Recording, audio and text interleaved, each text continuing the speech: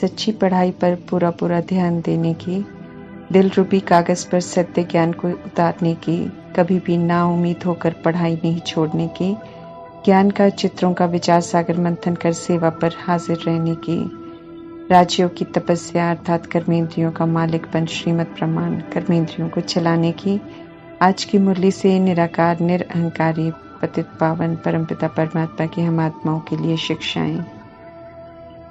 परमात्मा से समझ मिली है कि हम परम धाम निवासी सतगुणी आत्माएं सृष्टि रूपी ड्रामा में प्रवेश करते हैं तो गोल्डन एज में आते हैं, सुख धाम में पाठ बजाते हुए ड्रामा की सीढ़ियों को नीचे उतरते हैं। 2500 वर्ष बाद देह के भान में आते हैं तो धीरे धीरे पाठ बिगड़ता है। बहुतों के साथ कर्मों का हिसाब किताब बनाते हुए कलयुग के रौरव नर्क तक पहुंच गए तो परमात्मा मिले। अब पुनः रिटर्न जर्नी करनी है, वापस घर जाना है, फिर से सतयुग में से ड्रामा शुरू होगा तो उसमें आना है। द्वापर युग से बने हुए हिसाब किताब कुछ तो पुनर्जन्म लेते हुए चुकते हो जाते हैं, लेकिन जो गहरे हिसाब किताब हैं वो अभी कयामत के समय में चुकते होंगे, जिसके लिए विनाश खड़ा है। परमात्मा हिसाब किताब को बहुत सहज विधि से चुकतू करना सिखाते हैं और वो है शुभ भावना शुभकामना से। वापस लौटते समय परमात्मा समझाते हैं कि 63 जन्मों में जिन संग पाठ बचाया है वो सब भिन्न भिन्न रूप में मिलेंगे, अपनी बनाई हुई परिस्थितियां भी आएंगी। विकारों को छोड़ेंगे, माया को छोड़ेंगे तो वो भी विघ्न डालेंगे जरूर। आत्मा पर चढ़ी कलयुग की द्वापर युग की मैं और मेरे की जो परत है उसको उतारना पड़ेगा, क्योंकि आत्मा को अब क्लीन होना है, सतुगुनी बनना है, साथ में पुण्य का खाता भी जमा करना है। स्व पुरुषार्थ का, सेवा का, दुआओं का खाता भी जमा करना है।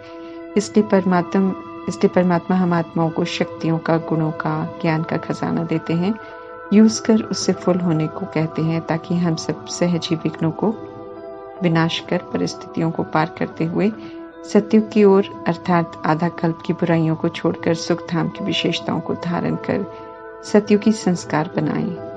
पुनः ध्यान खिंचवा रहे हैं परमात्मा की विघ्न विनाशक वे ही बन सकते हैं जिनमें सर्व शक्तियां होगी। अष्ट शक्तियों को यूज कर हमें सदा उनसे संपन्न बने रहना है और समय पर यूज कर विजयी बनना है। सदा ये रूहानी नशा बना रहे कि सर्वशक्तिवान परमात्मा की हम संतान मास्टर सर्वशक्तिवान है और जब जिस शक्ति की जरूरत हो उसी समय उसे यूज करें। माया तो अनेक रूप से आएगी, लेकिन पहले से ही नॉलेज से फुल रहना है। त्रिकालदर्शी का ज्ञान बुद्धि में रखकर परमात्मा का श्रीमत रूपी हाथ और साथ सदा अनुभव करते हुए कंबाइंड रूप में सदा रहे तो विघ्न की तरह अनुभव नहीं होंगे। विघ्नों की दिनचर्या में प्रवेश करने से पहले परमात्मा कहते हैं कि रोज अमृत वेले विजय का तिलक स्मृति में लाओ कि मैं विजयी रतन आत्मा हूँ। कल पहले भी विजयी हुई थी, अब भी होना ही है। बाप की दुआओं का हाथ मस्तक पर सदा है, विघ्न कोई ठहर नहीं सकते हैं, तो सदा निश्चिंत रहेंगे। विघ्नों के प्रभाव और दबाव में नहीं आना अर्थात विघ्न विनाशक बनना। जो प्रभाव में आते हैं वे नॉलेज और शक्तियों से विस्मृत हो जाते हैं, घबरा जाते हैं, हार खा लेते हैं। विकार विघ्न बनकर आए या व्यक्ति आए, हमें अटेंशन रखना है कि हमें उनके वश नहीं होना है, बल्कि परमात्मा की श्रीमत प्रमाण शांति से परमात्म शक्तियों को यूज कर उन्हें पार करना है। आत्मिक भान में आत्मिक भाव और कल्याणकारी भावना से सेवा करेंगे तो अविनाशी खुशी की अनुभूति खुद भी करेंगे और कराएंगे भी, तब सच्चे सेवादारी कहलाएंगे।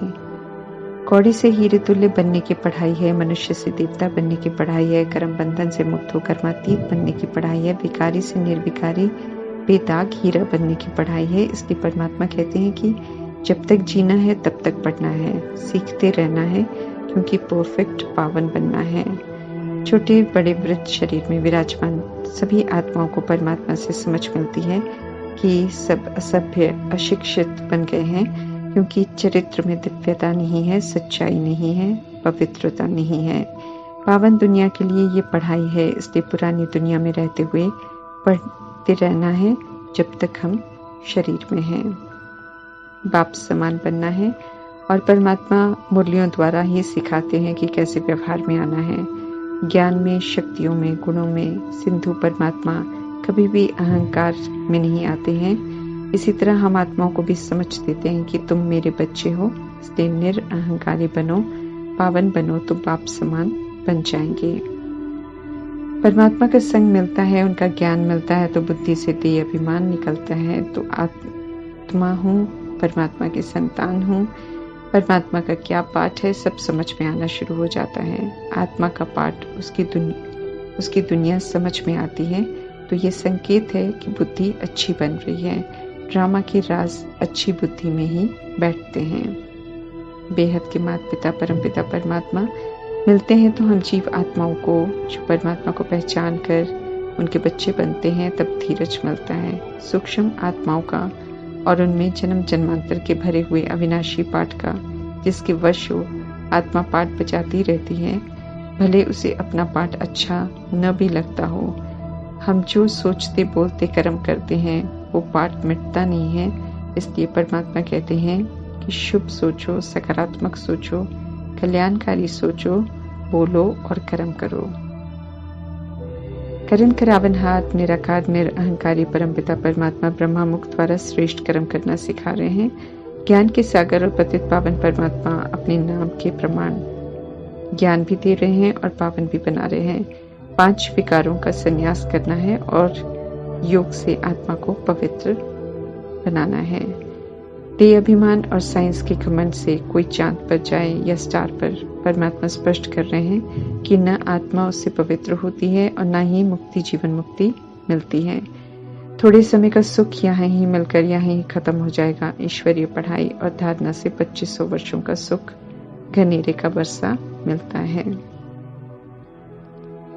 मुख्य है परमात्मा को याद करना और वर्षे को याद करना, जिसे कोई भी आत्मा समझ सकती है और याद कर सकती है। सभी आत्माएं चाहे छोटे शरीर में हैं या वृद्ध, इतना समझ सकती हैं, याद कर सकती हैं और वर्षा भी ले सकती हैं। परमात्मा को पहचानने वालों की पहले रुद्र की माला बनती है, फिर इस माला में आने वाले जो ईश्वरीय पढ़ाई पढ़कर धारणा कर फुल पास होते हैं, वो 108 विजयी रतन 108 की विजयंती माला में आते हैं। वे विष्णु की माला में आते हैं। भक्ति मार्ग में देवकुल की आत्माएं पुजारी बन जाती हैं, क्योंकि देह के भान में आ जाते हैं। मंदिरों के जड़ चित्रों के यादगार बनाते हैं और सब भगत बन पूजा करते हैं। भावना भरी भक्ति जब भगत करते हैं और साक्षात्कार की आश रखते हैं, तो जड़ चित्र तो कुछ नहीं कर सकते, और जिनके यादगार हैं वे तो पुनर्जन्म में भिन्न भिन्न नाम रूप से पाठ बजा रहे होते हैं। ऐसे में साक्षात्कार परमात्मा ही करा देते हैं। सतयुग त्रेता युग में परमात्मा पाठ में नहीं होते हैं, भक्ति मार्ग से उनका पाठ शुरू होता है। परमधाम में रहते हुए उनका साक्षात्कार का पाठ चलता है। संगम युग में साकार दुनिया में आकर महत्वपूर्ण पाठ चलता है, जब आत्माओं का और संपूर्ण सृष्टि का परिवर्तन करने का कार्य परमात्मा ब्रह्मा द्वारा करते हैं। पूरे वर्ल्ड का, और वो भी पूरे 5000 वर्ष के ड्रामा का इतिहास बताते हैं परमात्मा।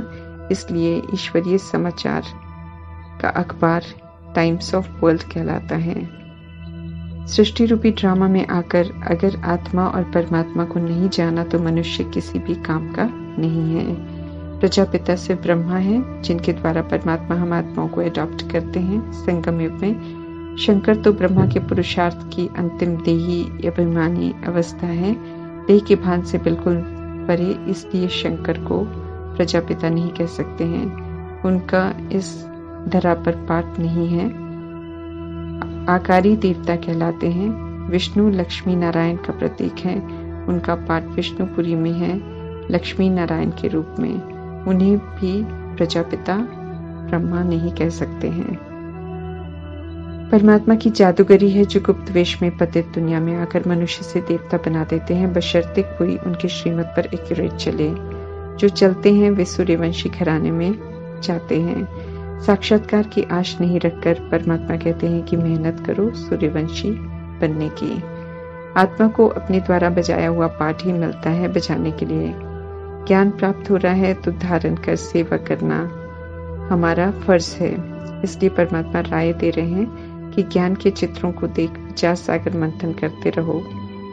नर्क और स्वर्ग में अंतर समझकर चित्रों को दिल रूपी कागज पर उतार लो, जैसे लक्ष्मी नारायण की आत्माओं ने, अर्थात प्रजापिता ब्रह्मा और लक्ष्मी ने उत्तम पुरुषार्थ कर ये प्रारब्ध पाई है ऐसे तपस्या कर ऊंची प्रालब्ध पाओ।